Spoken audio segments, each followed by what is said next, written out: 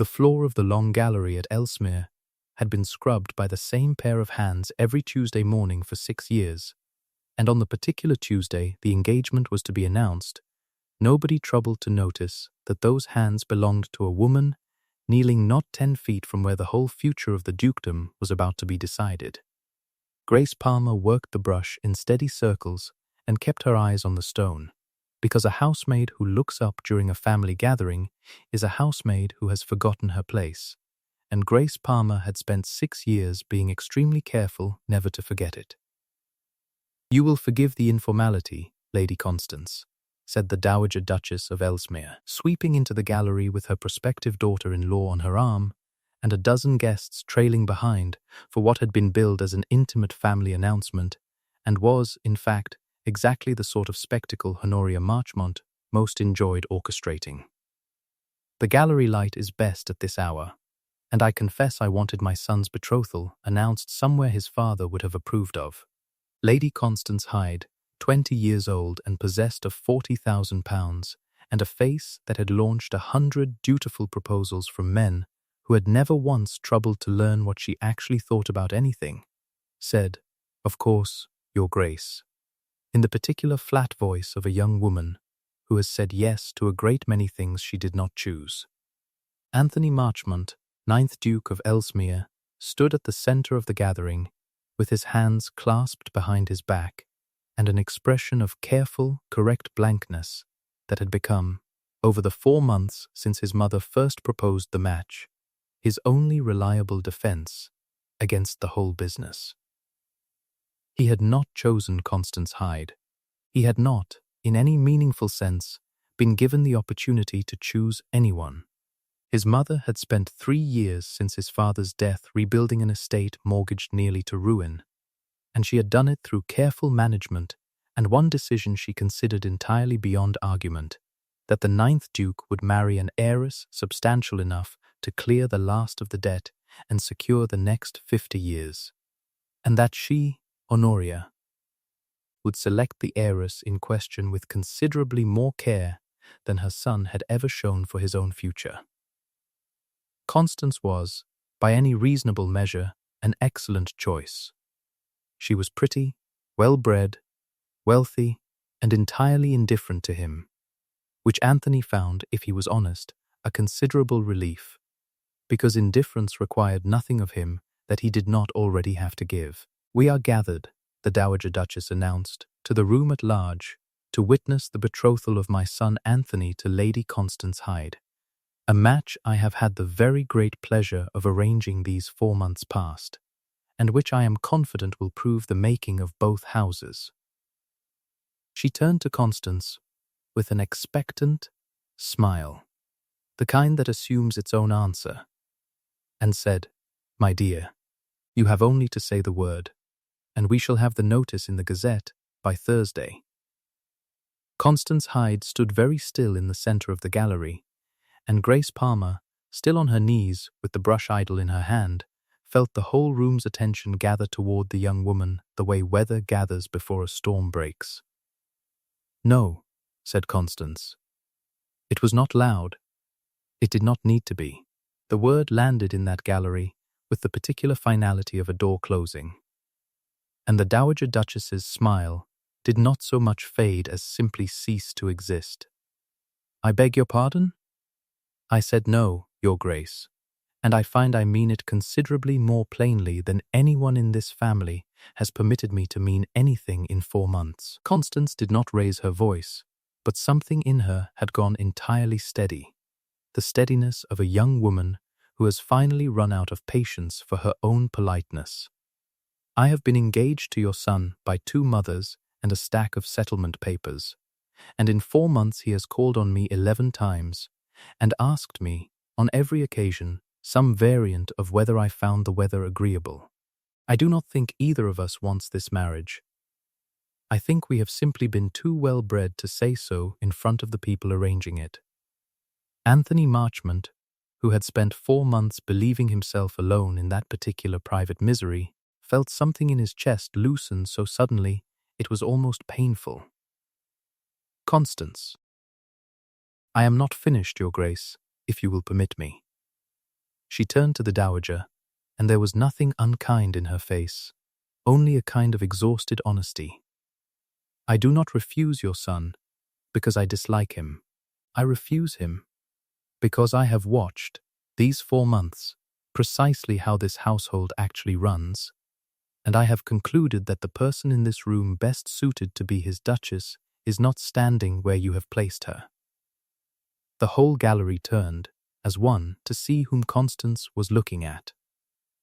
She was looking at Grace Palmer, still on her knees on the flagstones, scrub brush in hand, entirely unprepared to be the object of 30 pairs of eyes.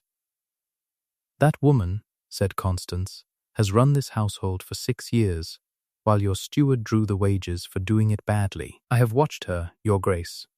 Because I had nothing else to occupy 4 months of unwanted calls, I watched her manage the linens and the accounts and settle a dispute between 2 footmen that would have gone to you as a grievance if she had not resolved it quietly first. And I watched your son, twice, stop in a corridor to ask her opinion on some estate matter he would not have dreamed of, raising with his own mother, because he trusted her judgment more than he trusted the judgment of anyone actually entitled to give it.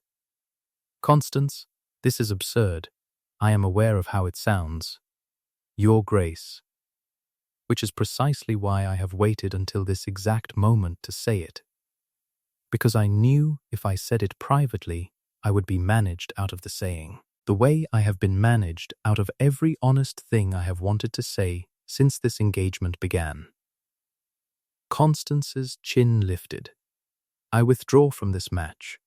I will not have my father's money spent settling debts I did not incur, on a marriage I do not want, when the one person in this house who has actually earned the right to be called mistress of it is scrubbing the floor we are all standing on." Anthony Marchmont looked, finally, properly, at Grace Palmer. He had looked at her before, of course he had. 6 years of a household run by careful, quiet competence does not go entirely unnoticed by even the most preoccupied of dukes. But he had looked the way a man looks at something reliable and familiar, the way one looks at a well-made clock rather than at a person. He had asked her opinion in corridors because her opinion was, without fail, the most sensible one available to him, and he had never once examined why that particular fact had come to matter so much to him, or why he found himself arranging his days, in small unconscious ways, around the moments he might reasonably encounter her. He looked at her now, on her knees on the gallery floor, with 30 guests staring, and her whole careful invisibility shattered in a single sentence, and he saw, for the first time in 6 years, not the housekeeping, but the woman doing it. The steadiness in her spine even now, the flush climbing her throat that was mortification, and not shame, because Grace Palmer had done nothing wrong and knew it, whatever the room's staring implied. "Miss Palmer," he said. Grace Palmer rose to her feet, because a woman cannot remain kneeling once she has been addressed directly by the Duke in front of the whole assembled family, and she set the brush down with hands that were not quite steady, and said, in a voice pitched to carry no further than it had to, "Your Grace, I did not ask to be part of this conversation, and I would be grateful if it could continue without me in it." "I don't think that's possible any longer," said Anthony, "given that Lady Constance has just conducted the whole of it about you." The Dowager Duchess recovered her composure with the speed of a woman who has spent 30 years managing rooms that threatened to spin out of her control, and said, briskly, "This is a servant's misunderstanding, entirely unintentional. And I am certain Lady Constance meant no more by it than a moment's overwrought fancy. Anthony, if you would escort Lady Constance to the drawing-room, we can resolve the settlement particulars." "Mother." Anthony did not raise his voice, but something in it stopped her mid-sentence in a way very little ever had. "I have spent 4 months being managed into a marriage I did not choose, by a mother who did not think to ask whether I wanted it, and I have just watched the woman you chose for me refuse the match with more honesty than anyone in this family has shown in years. I would like a moment to consider what she has said, rather than be hurried past it toward a settlement I no longer believe either party wants signed. You cannot be seriously entertaining. I have not yet decided what I am entertaining. Mother, I am asking for the room, which I believe I am owed, having just had my entire future rearranged in front of 30 witnesses without once being consulted. He turned to Grace, and something in his face had gone entirely unguarded, in a way that made the Dowager's expression curdle further still. Miss Palmer, will you walk with me in the garden? Not to discuss anything Lady Constance has said, only because I find I have spent 6 years talking to you in corridors about drains and linens, and never once asked you a question that had nothing to do with the running of this house. And I should like to begin correcting that, if you'll allow it. Grace Palmer looked at the Duke of Ellesmere, and at the Dowager's stricken face, and at Constance Hyde's steady, unrepentant gaze, and understood that whatever happened in the next hour, her careful 6 years of invisibility had ended in the space of one gallery announcement, and there was no walking it back. Yes, Your Grace, she said. I'll walk with you. She had been the daughter of the previous steward, which was the thing the household had mostly forgotten, and Anthony had never troubled to learn, because a duke does not generally ask his housemaids for their family history. Her father, Edwin Palmer, had managed the Ellesmere estate for 11 years under the old duke, honestly and well, and had died of a fever when Grace was 19, leaving his daughter with nothing but a good education paid for out of his own modest salary and a set of skills nobody in service had any particular use for in a girl. She had gone into the household as a housemaid because it was the only position open to her, and had discovered within the first year that the estate's steward, appointed hastily after her father's death, and considerably less capable, was making a mess of the accounts and the tenants both, and had begun, quietly correcting what she could reach, without ever once claiming credit for it. They walked a long while in silence before either of them spoke again. And it was, Grace thought, an entirely different silence than the one she had grown accustomed to in 6 years of service. Not the silence of a woman waiting to be dismissed, but the ordinary quiet of two people who had simply run out of small things to say, and had not yet found the courage for the larger ones. You must think me a great fool, Anthony said finally, to have walked past you in corridors for 6 years, asking your opinion on drainage, and never once asking your name's proper pronunciation, or where you took your dinner, or whether you had family left in the world. I did not want you asking, Your Grace. A duke who notices his housemaid too closely is a duke who creates talk, and talk is the one thing a woman in my position cannot afford, however innocent its cause. Grace kept her pace even, her eyes on the gravel path. I arranged my whole 6 years around not being noticed. It was not modesty, whatever the household believed. It was survival. Practiced so long, it became indistinguishable from my own character. And now you have been noticed rather thoroughly, in front of 30 witnesses, by a woman who owes you nothing and chose to spend her own freedom exposing you to it anyway. Yes, Grace allowed herself, finally, a small, unguarded breath of something that was not quite a laugh. I confess I do not yet know whether to thank Lady Constance or resent her for it. Both feelings appear to be true at once, which I am told is often the way with the most consequential kindnesses. You have been running my estate, Anthony said, as they walked the garden path in the last of the autumn light. And I have been paying a steward's wages to a man who could not have managed it half so well. And I never once thought to ask why the numbers always came out better than his own arithmetic suggested they should. I did not want you to ask, Your Grace. A steward who discovers his housemaid has been quietly correcting his ledgers does not generally respond with gratitude, and I needed the position considerably more than I needed to be right about anything. Grace kept her eyes on the path.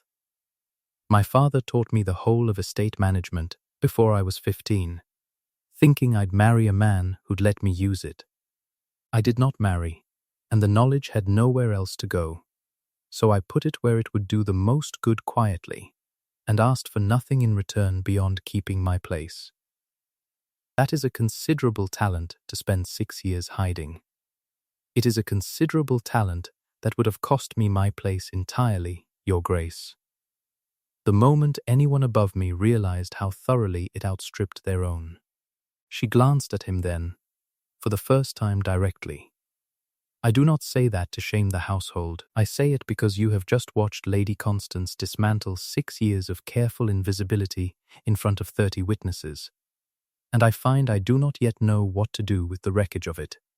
And I would rather you understood the whole shape of what she's exposed before either of us decides what comes next.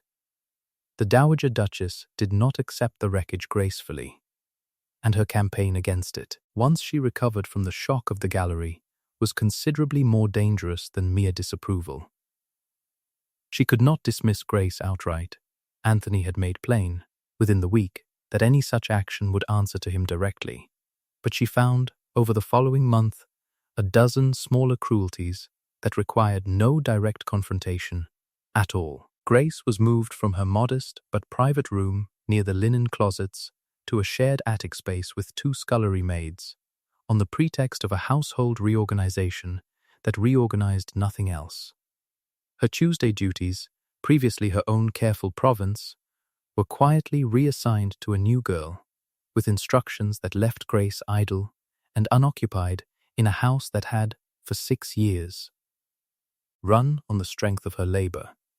And the Dowager began, delicately, in every drawing room in the county, to plant the seed of a story that would prove considerably harder to answer than a reassigned duty roster. "One does wonder," she said to Lady Fenwick, over tea, in a voice calibrated to be repeated, whether a girl who spent 6 years quietly maneuvering herself into a duke's notice was entirely as innocent in the maneuvering as my son believes.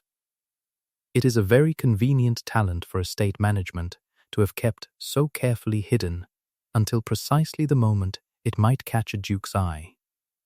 The story took, the way such stories always did, because it required no proof and offered considerable entertainment, and by November it was established in 4 drawing rooms that Grace Palmer had spent 6 years engineering her own rise, correcting ledgers not out of honest competence, but out of calculated patience, waiting for the exact moment a distracted duke's attention might be caught. Grace heard the whole of it from the housekeeper, Mrs. Voss, who had known her father and had no patience whatever for the Dowager's campaign. "She is saying you trapped him, child, saying it soft, over teacups, the way she says everything, but saying it all the same. And it is spreading faster than anything true ever spreads in this county. I did nothing to trap anyone. Lady Constance said what she said of her own accord, and I did not ask to be looked at. I know that, and you know that, and every servant in this house who has watched you work 6 years without a moment's ambition knows it best of all." Mrs. Voss's face was grim. "But the Dowager is not speaking to servants, child. She is speaking to the county, and the county did not watch you scrub that gallery floor for 6 years. The county will believe whatever story explains the outcome most conveniently, and a scheming maid is a very great deal more convenient a story than an honest one." Grace sat down heavily on the edge of her narrow attic bed, the shared room suddenly airless around her. "I have spent 6 years making myself small enough not to be a threat to anyone, Mrs. Voss. I do not know how to be visible without becoming precisely the villain she needs me to be." "Then, you had better learn quickly, child, because invisibility is no longer available to you." Lady Constance saw to that in one sentence, and there is no amount of scrubbing that puts it back. "Mrs. Voss's voice gentled, just slightly. "Your father was the most honest man I ever kept accounts for. And I watched this family nearly ruin itself in the years after he died, because nobody left in that steward's office could add a column straight. I will not stand by and watch his daughter be called a liar for finishing the work he started. Whatever you need from me, you have it. Grace did not go to Anthony with it. That was the decision that cost her the most, in the weeks that followed, because she wanted very badly to let him fight it for her, but she had watched, over 6 years, exactly how the household worked when a duke intervened directly in a dispute, and she understood that his intervention would only confirm the story the Dowager was telling, that a besotted man was defending a clever woman's scheme rather than an honest woman's character. She went instead to the one piece of evidence that could answer the accusation without requiring anyone's testimony at all, the ledgers themselves. She had kept, over 6 years, a private record of every correction she had made to the steward's accounts, dates, sums, the specific errors identified and fixed, cross-referenced against her own father's original estate books from a decade before, which established beyond any reasonable doubt that the competence in question had been taught to her at 9 years old by a man who had died before Anthony Marchmont ever inherited the title, long before any scheme to catch a duke's attention could plausibly have been conceived. She brought the whole of it to Mrs. Voss first, because she needed a witness who was not the duke, and Mrs. Voss read it through with the particular grim satisfaction of a woman assembling ammunition. This is not the account of a schemer, child. This is the account of a girl who has been doing 2 people's work for 6 years and never once asked for credit. We are going to make certain the right people see it. The right people, as it turned out, included Lady Constance Hyde, who called on Grace directly in December, unannounced, and sat in the shared attic room without the smallest complaint about its inadequacy. "I have heard what the Dowager is saying," Constance said. "I feel I owe you a considerable apology, Miss Palmer, because I said what I said in that gallery to free myself from a marriage I did not want, and I did not stop to consider, in the saying of it, what it would cost you to be suddenly visible in a household that had only ever valued you for staying hidden. You are not to blame for the Dowager's cruelty, Lady Constance. No, but I am the reason she has a target for it, and I find I cannot simply walk away from the consequence of my own honesty and call it somebody else's problem to manage." Constance's chin lifted in the way Grace had seen it lift once before, in the gallery. "I have £40,000 and no marriage to spend it securing, and I find I have developed, in the past month, a considerable appetite for correcting things I once would have let stand. Show me these ledgers. I should like to understand exactly what the Dowager is lying about, so that I might contradict her with precision rather than mere sentiment." The confrontation came in January at a dinner the Dowager had arranged specifically to announce, with considerable public relief, that her son's attachment to a housemaid had proven exactly the passing fancy she had always predicted, and that sense had at last prevailed. It had not.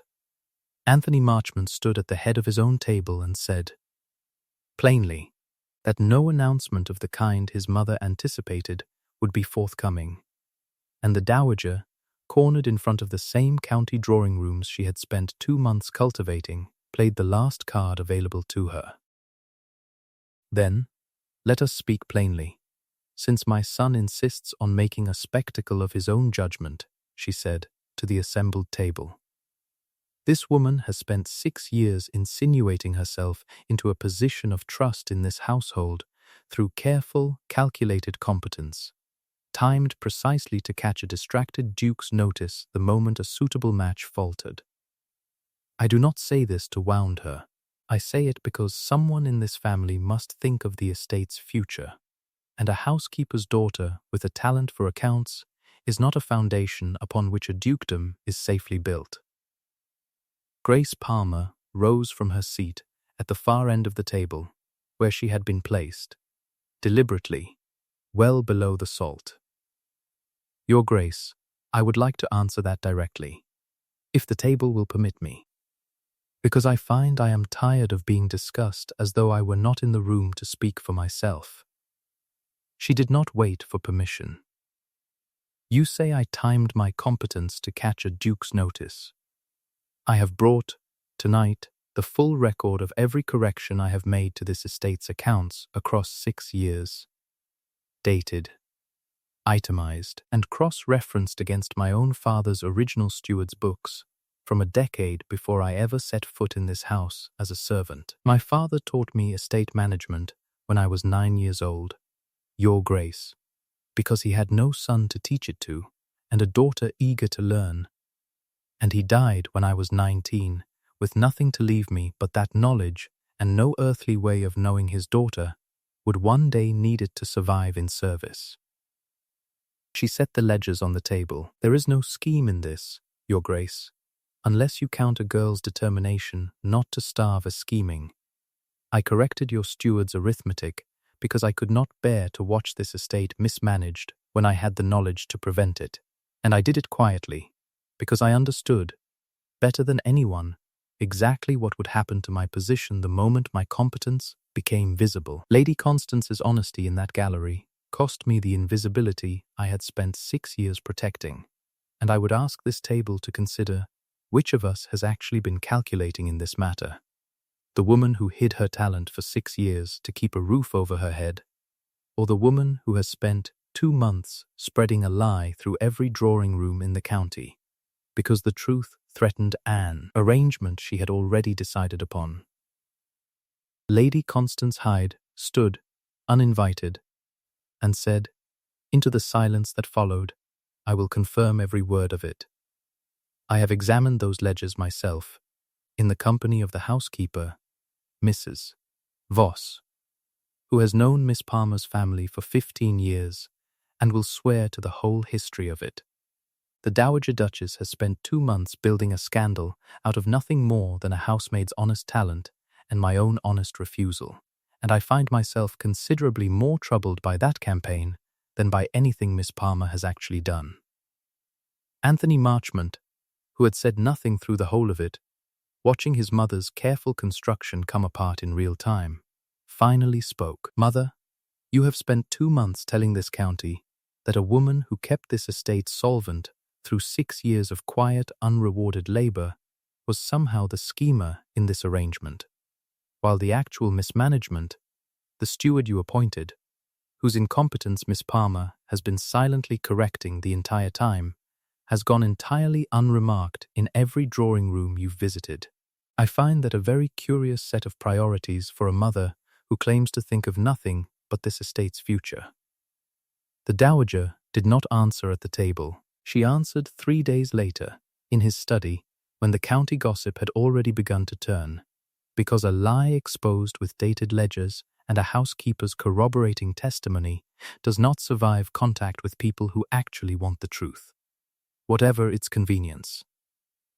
I did it for this house, she said, finally, without the performance she had worn for 2 months. Your father left this estate mortgaged to the edge of ruin, and I have spent 3 years since his death rebuilding it through careful management and careful marriages, and I could not simply stand by and watch you throw the whole of that work away on a housemaid, however competent.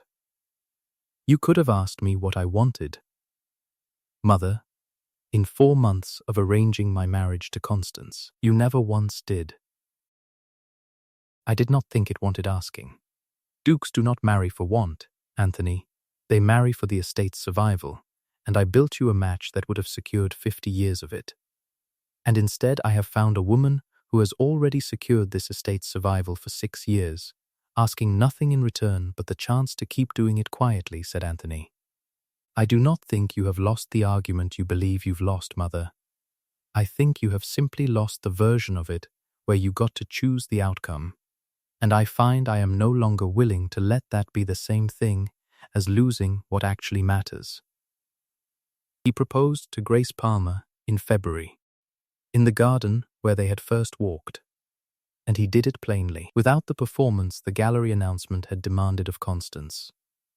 I am not proposing because my mother's campaign against you has failed, though I am glad of that failure, he said. I am proposing because I have spent 4 months discovering that the person whose judgment I trust most in the world, on every matter from drainage to tenancy to the whole management of an estate I inherited without ever being properly taught to run it, is a woman I nearly let a lifetime pass without properly seeing. I do not want a duchess who will simply endure this life beside me, Grace. I want the woman who has already been running it better than I ever could, standing where the whole county can finally see the work. You are aware of what it will cost you. The county has heard a scandal about me. It has only just begun to unlearn. I am aware. I find I have grown considerably less interested in what the county thinks it knows, and considerably more interested in what is actually true. He took her hand. Marry me, Grace, not to settle a debt, and not to answer my mother's cruelty. Only because I have finally learned to look at the person actually in the room, instead of the one everyone told me to look at instead. They were married in April, and Lady Constance Hyde stood as witness, having become, in the months since the gallery, something closer to a genuine friend than either of them had expected, freed of an unwanted engagement, and considerably more herself for the freeing of it. She went on, the following year, to marry a naval lieutenant of modest fortune and considerable devotion, a match her own mother found scandalous, and Constance found, at last, entirely her own choosing.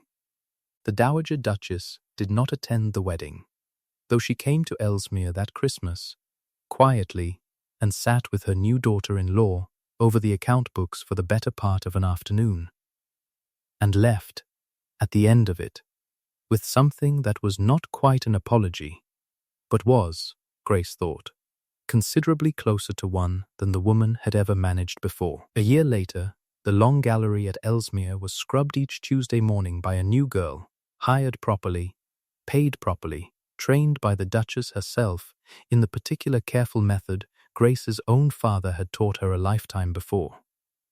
You could have simply told the new girl to do it however she liked, Anthony said, finding his wife on her knees beside the girl one Tuesday morning, showing her the exact angle of the brush against the old stone.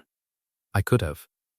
But my father taught me this himself, and I find I would rather teach it than let it be forgotten, because it is the one thing in this house that reminds me, every week, precisely where I started, and precisely how far a person may travel without ever once needing to stop being the woman who does the work properly. Grace rose, brushing off her knees, and looked at her husband with the same steady directness that had first caught his attention in a gallery full of people who were staring at everyone but her. Besides, I find I rather like being the Duchess who still knows how to scrub a floor, Your Grace. It has proven a considerably more useful reputation than the one my mother-in-law tried to give me instead.